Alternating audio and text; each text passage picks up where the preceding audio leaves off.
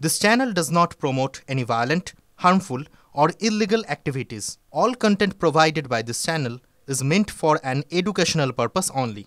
রামনবমীর মিছিলে শাসক নেতাদের যোগদান নিয়ে কটাক্ষ শুভেন্দু অধিকারীর। তৃণমূল নেতারা বহু জায়গায় ঢোকার চেষ্টা করেছিল, কিন্তু সাধারণ মানুষ তাদেরকে জায়গা দেয়নি। সব মিছিল থেকে আওয়াজ উঠেছে, পশ্চিমবঙ্গে হিন্দু রাজ চাই।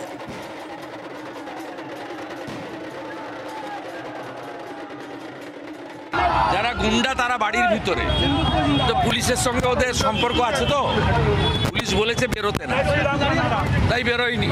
দোকান কাটা, জালি হিন্দু, তৃণমূলের নেতারাও বহু জায়গায় ঢোকার চেষ্টা করেছে, মানুষ করে। সব মিছিল থেকে আওয়াজ উঠেছে, পশ্চিমবঙ্গে হিন্দু রাজ চাই, ভারতবর্ষে হিন্দু রাষ্ট্র চাই, এনআরসি চাই।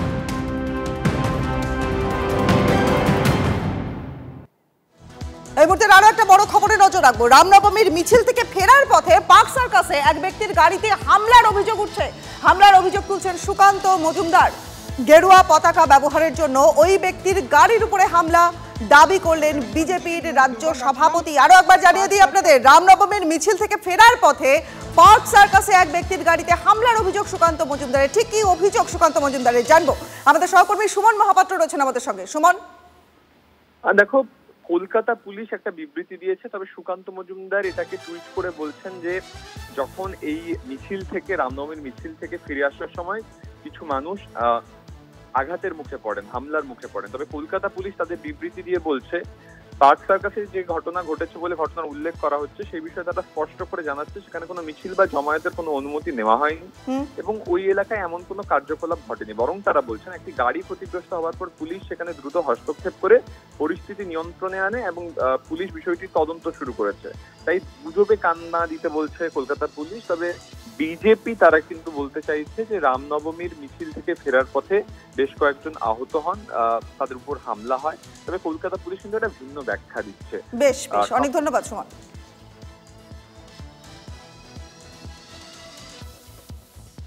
বাংলার মাটির গভীরে ছড়িয়ে রয়েছে তৃণমূলের বীজ। তৃণমূলকে এত সহজে বাংলা থেকে সরানো যাবে না, মন্তব্য করলেন তৃণমূলের সাংসদ সুদীপ বন্দ্যোপাধ্যায়।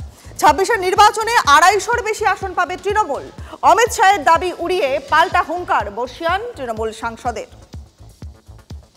পরশুদিন স্পিকারের ঘরে ছিলাম, তখন দেশের স্বরাষ্ট্রমন্ত্রী অমিত শাহ ছিলেন। আমি তাকে তখন বলি যে আপনি ওয়াক অফ বিলের ওপর বক্তৃতা করতে গিয়ে কেন এই কথা বললেন যে বাঙ্গাল মে ইসবার কমল ফেলেঙ্গে। তা উনি তাকিয়েছিলেন। আমি বললাম যে বাংলাতে কমল ফলবে না, পশ্চিমবাংলা এবার মমতা ব্যানার্জি ২৫০ আসন পাবে।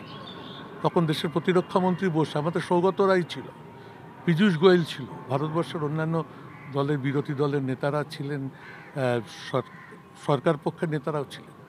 সুতরাং আমরা নিশ্চিন্ত যে মমতা ব্যানার্জি থাকাকালীন যে চেষ্টা, যে উদ্যোগ, যে প্রচেষ্টা যতই হোক না কেন, এবং তার পরবর্তীকালেও তৃণমূল কংগ্রেসের বীজ এত গভীরভাবে গ্রথিত হয়ে আছে বাংলার মাটিতে, তাকে সহজে উৎপাটিত করা যাবে না। আর এবার গাইঘাটার খবরেও নজর রাখবো, কারণ রামনবমীর দিনই গাইঘাটায় বিজেপি কর্মীকে গুলি।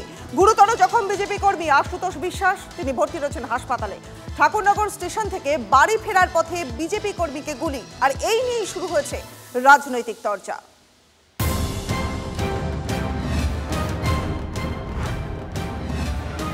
রামনবমীর দিনেও রাজ্যে শুট আউট। উত্তর ২৪ পরগনার গাইঘাটায় বিজেপি কর্মীকে লক্ষ্য করে গুলি। পুলিশ সূত্রে খবর, রবিবার ভোরবেলায় স্ত্রীকে ট্রেনে তুলে দিয়ে ঠাকুরনগর স্টেশন থেকে বাড়ি ফিরছিলেন আশুতোষ বিশ্বাস নামে ওই বিজেপি কর্মী। সেই সময় বড়া বকুলতলায় তাকে লক্ষ্য করে গুলি চালানোর অভিযোগ দুষ্কৃতীদের বিরুদ্ধে। ওই বিজেপি কর্মী গাইঘাটার বড়া কৃষ্ণনগরের বাসিন্দা। জেঠিমা বাড়ির দিকে জ্যাঠা বাড়ির দিকে আসছিল, আসার পথে ওই বকুলতলা ওইখানটা ৩ রাস্তার মোড়ে ওইখানটা গুলিটা করেছে। এখনো গুলি রয়েছে পেটের মধ্যে। রক্তাক্ত অবস্থায় তাকে উদ্ধার করে প্রথমে চাঁদপাড়া গ্রামীণ হাসপাতালে নিয়ে যাওয়া হয়।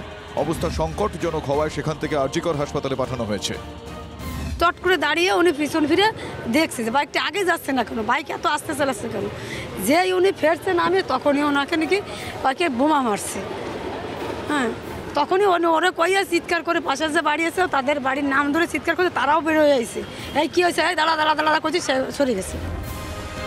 হামলার নেপথ্যে ব্যবসায়িক কারণ রয়েছে বলে প্রাথমিক অনুমান পুলিশের। প্রাথমিকভাবে আমাদের তদন্তে মনে হচ্ছে যে এটা ব্যবসায়িক কারণে আমাদের এটা গুলি হয়েছে।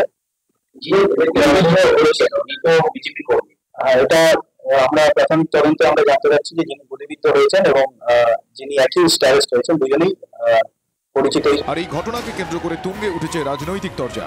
এটা যে আইন শৃঙ্খলা বলে কিছু নেই, বিজেপির লড়াই সেই লড়াই লড়ছে এবং আজকে রামনবমীর দিন আমাদের একমাত্র শপথ হচ্ছে রাম রাজ্য প্রতিষ্ঠা করতে হবে আর তৃণমূল নামক আবর্জনাটির রাম নাম সত্যাহার করতে হবে। আজকের দিনেও বিজেপি কর্মী গুলিবিদ্ধ হবে, আজকের দিনেও এভাবে টার্গেট কিলিং এর ঘটনা ঘটবে।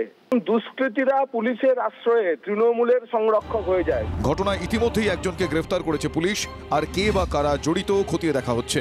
দীপঙ্কর দাসের রিপোর্ট, TV9 বাংলা।